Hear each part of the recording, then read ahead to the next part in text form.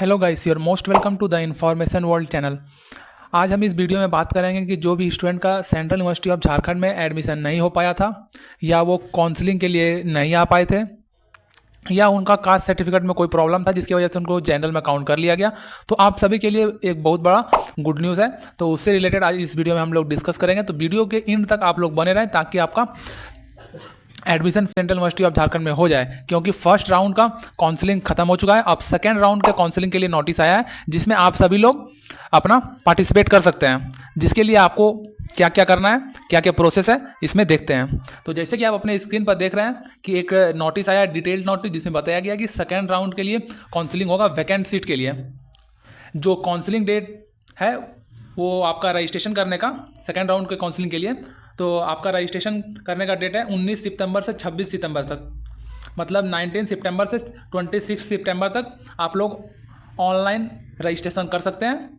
जो रजिस्ट्रेशन पहले कर चुके थे फर्स्ट राउंड में, तो उनको रजिस्ट्रेशन करने की ज़रूरत नहीं है। उनके लिए एक सेपरेट गूगल फॉर्म निकलेगा जिसको आपको फिल करना है। और ये जो ऑनलाइन रजिस्ट्रेशन करना है जिनको, तो वो अगर कोई न्यू कैंडिडेट है जो फर्स्ट राउंड में काउंसलिंग के लिए रजिस्ट्रेशन नहीं किए थे लेकिन वो इंटरेस्टेड हैं सेंट्रल यूनिवर्सिटी ऑफ झारखंड में एडमिशन लेने के लिए, तो सेकेंड राउंड में वो काउंसलिंग के लिए रजिस्ट्रेशन कर सकते हैं, जिसका डेट 19 सितंबर से 26 सितंबर तक रहेगा। अब आगे देखते हैं कि आगे क्या है। आगे सबसे पहला है ये वाला first number, the details of the dynamic vacant seat status available on university website. जो वैकेंट सीट का स्टेटस है वो यूनिवर्सिटी वेबसाइट पे आपको मिलेगा। और सेकेंड देखते हैं, those candidate who have already submitted the online registration form earlier and their name appeared in the registered candidate list published on 20 August 2024 and interested to take admission again vacant seat need not fill the online counseling registration form again, but they need to fill Google form against the dynamic vacant seat। इसका मतलब ये हुआ कि जो student round 1 में registration किए थे और उनका नाम रजिस्टर्ड कैंडिडेट लिस्ट में आया था, जो कि रजिस्टर्ड कैंडिडेट लिस्ट 20 अगस्त 2024 को पब्लिश किया गया था, अगर आपका उसमें नाम था लेकिन आपका एडमिशन नहीं हो पाया तो आपको ऑनलाइन रजिस्ट्रेशन करने की ज़रूरत नहीं है। आपको सिर्फ एक गूगल फॉर्म फिल करना है जिसमें आपको कोई भी मनी नहीं लगेगा, कोई भी पैसा नहीं लगेगा। और ये गूगल फॉर्म यूनिवर्सिटी के ऑफिशियल वेबसाइट पर मिल जाएगा। और जैसे ही ये गूगल फॉर्म यूनिवर्सिटी की ऑफिशियल वेबसाइट पर आएगा तो उसका लिंक हम कॉपी करके टेलीग्राम चैनल पर डाल देंगे, जिससे आप लोग टेलीग्राम चैनल पर से भी आप लोग डायरेक्ट गूगल फॉर्म में एंटर कर सकते हैं। तो जैसे ही आएगा तो हम डाल देंगे, और टेलीग्राम चैनल का लिंक डिस्क्रिप्शन में है, वहाँ से जाके अभी तक आप ज्वाइन नहीं किए हैं तो ज्वाइन कर लीजिए, और चैनल को सब्सक्राइब भी करके रख लीजिए ताकि सारा इन्फॉर्मेशन, लेटेस्ट अपडेट आपको इस चैनल पर मिलता रहे, जिससे आपको कोई प्रॉब्लम ना हो। तो अब आगे देखते हैं।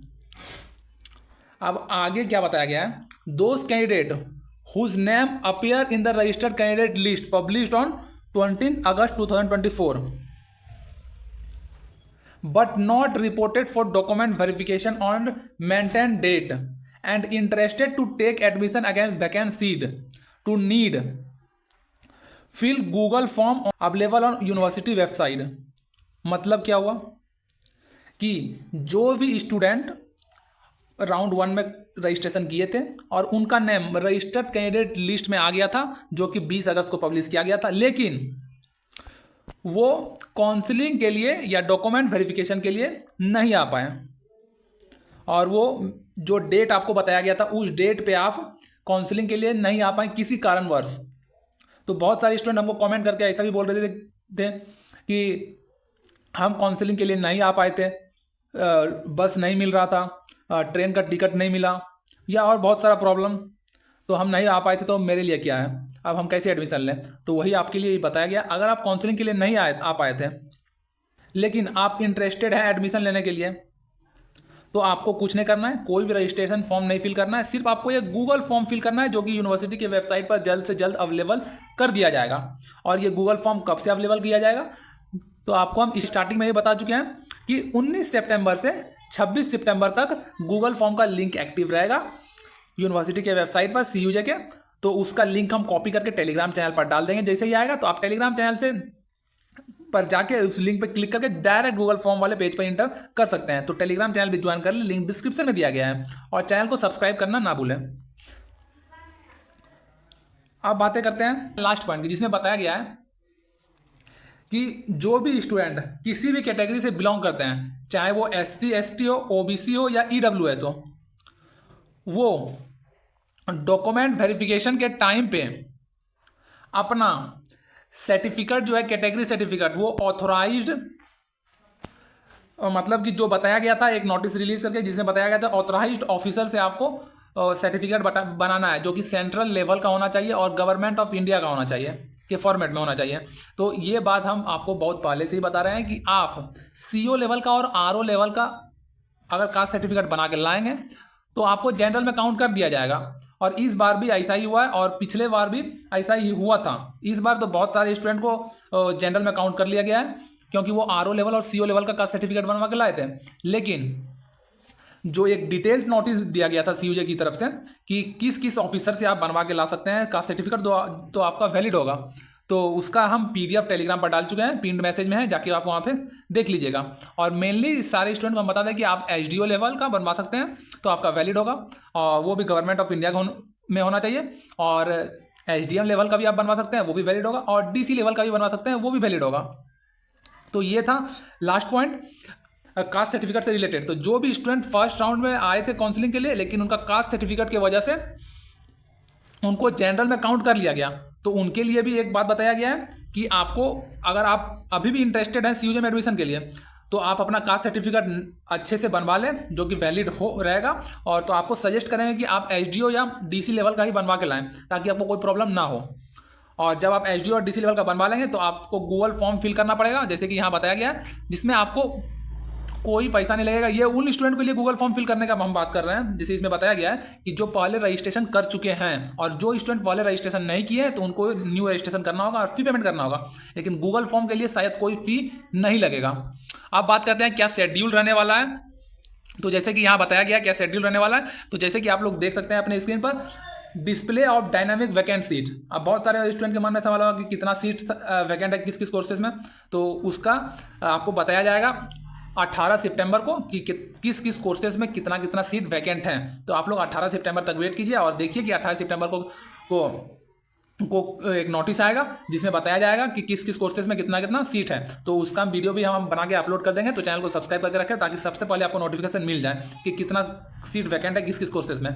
और सेकंड नंबर पर बताया गया रजिस्ट्रेशन लिंक अवेलेबल, जो कि आपको पहले ही बता चुके हैं कि 19 सितंबर से 26 सितंबर तक आपका रजिस्ट्रेशन लिंक एक्टिव रहेगा, चाहे वो गूगल फॉर्म के लिए रहे चाहे वो न्यू रजिस्ट्रेशन के लिए रहे। और अब बात करते हैं display of registered candidate list, मतलब रजिस्ट्रेशन तो आपका 26 तारीख तक खत्म हो जाएगा, उसके अगले दिन ही 27 सितंबर को ही आपका रजिस्टर्ड कैंडिडेट लिस्ट डिस्प्ले कर दिया जाएगा, यानी किस किस स्टूडेंट ने रजिस्ट्रेशन किया किस किस कोर्सेज में, सारा आपको बता दिया जाएगा 27 अगस्त को ही। और ऑफलाइन डॉक्यूमेंट वेरिफिकेशन और काउंसलिंग के लिए आपको 30 अगस्त को ही आना है, ठीक है। और अलॉटमेंट सीट जो होगा आपको 1 अक्टूबर तक आपको अलॉटमेंट कर दिया जाएगा।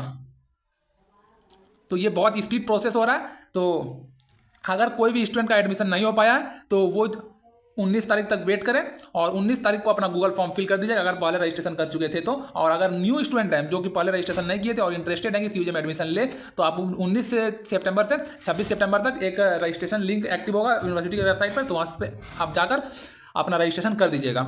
और जो स्टूडेंट राउंड 1 में रजिस्ट्रेशन किए थे और वो काउंसलिंग के लिए नहीं आ पाए थे, या उनका डॉक्यूमेंट वेरिफिकेशन नहीं हो पाया था, या उनका कास्ट सर्टिफिकेट की वजह से उनको जनरल में काउंट कर लिया गया था, या बहुत सारा प्रॉब्लम आपके साथ अगर हुआ था और आप काउंसलिंग के लिए नहीं आ पाए थे, तो कोई बात नहीं, आप गूगल फॉर्म फिल कीजिए, फिर से आपका काउंसलिंग के लिए बुलाया जाएगा 30 सितंबर को, तो आप कर लीजिएगा।